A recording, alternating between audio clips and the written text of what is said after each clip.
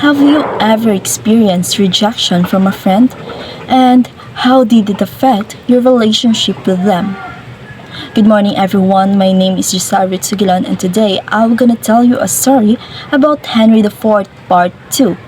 The themes of this story include the nature of kingship, the father and son relationship, the importance of honor and loyalty, and the nature of friendship. The characters in the story are King Henry IV, Prince Henry, Sir John Falstaff, Prince John, the Lord Chief Justice, Hotspur, Mistress Quickly or the hostess, and then Walter Sheets. So now, the story goes this way. Henry IV Part 2 follows King Henry IV's victory at the Battle of Shrewsbury in Henry IV Part 1. So in Act 1, the Earl of Northumberland mistakenly hears that his son Hotspur won the battle. The rebel lords met together in the council and resolved to oppose the king's forces led by Prince John, the king's second son and the house brother. But the word of Hotspur's death finally reaches to his father. Hotspur's mom and widow persuade him not to oppose Prince John's army. On the other hand, Sir John Falstaff has returned to London. Then, the Lord Chief Justice criticizes him for his past crimes. But the Chief Justice ultimately wishes Falstaff well because he has just been called on to join a campaign for Prince John. Now let's go to the Act 2.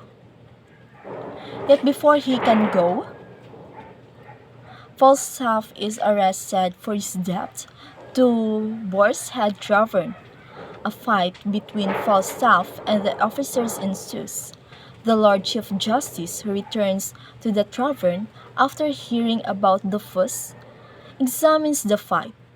However, Falstaff persuades the owner of tavern Mistress Quickly to make peace and lend him more money.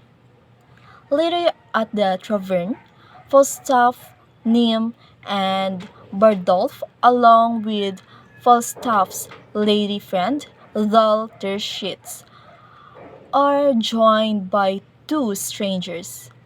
The two strangers turn out to be Prince Hal and his friend, Poins in disguise. Falstaff enjoys his evening with his friend and Walter Sheets, but the swaggering Piso comes to warn Falstaff he should have departed for the wars by now. When Falstaff rejects his assignment and ends up speaking badly of Hal, then Hal and Points reveal themselves and an argument ensues. Another messenger comes to fetch Falstaff for the war.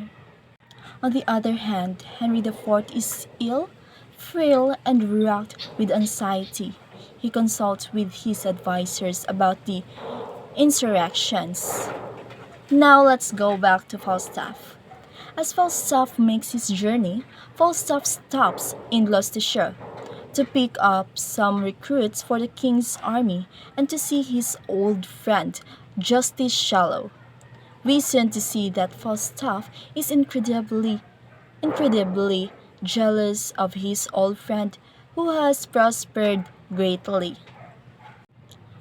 At Goldtree Forest, Mowbray, Hastings, and the archbishops parley with Westmoreland and Prince John.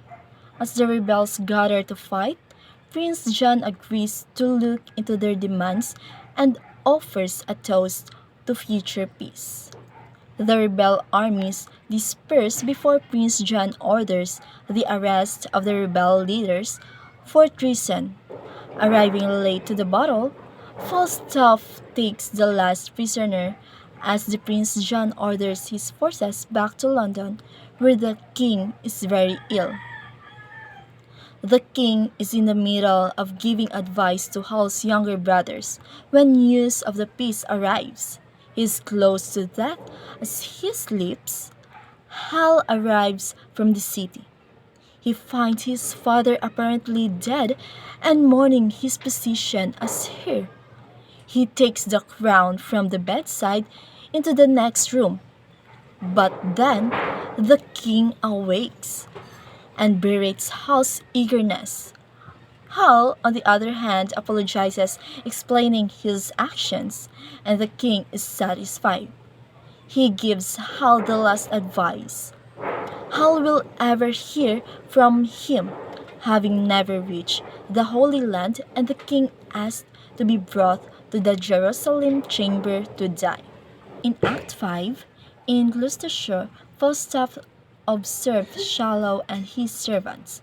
He hopes to collect materials for amusing stories to tell Hal. Meanwhile, Hal is assuring his brothers and his father's old advisers and his past should not serve as an indicator for the kind of king he will be.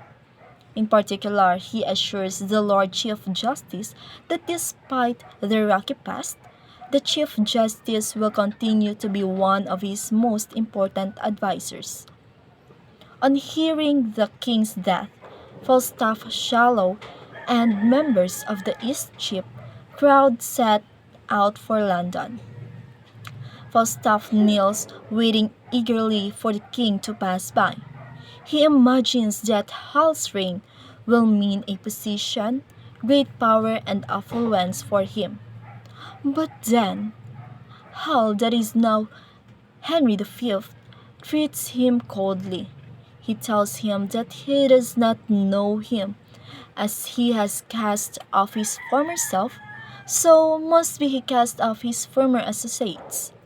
He forbids Falstaff, on pain of death, to come within 10 miles of his persons. After the king leaves, Falstaff is in denial. He believes that Hal will send him privately. Falstaff and the other are ordered to board the fleet. The king calls Parliament. It looks like Henry V will soon lead an invasion of France. So that's the story ends.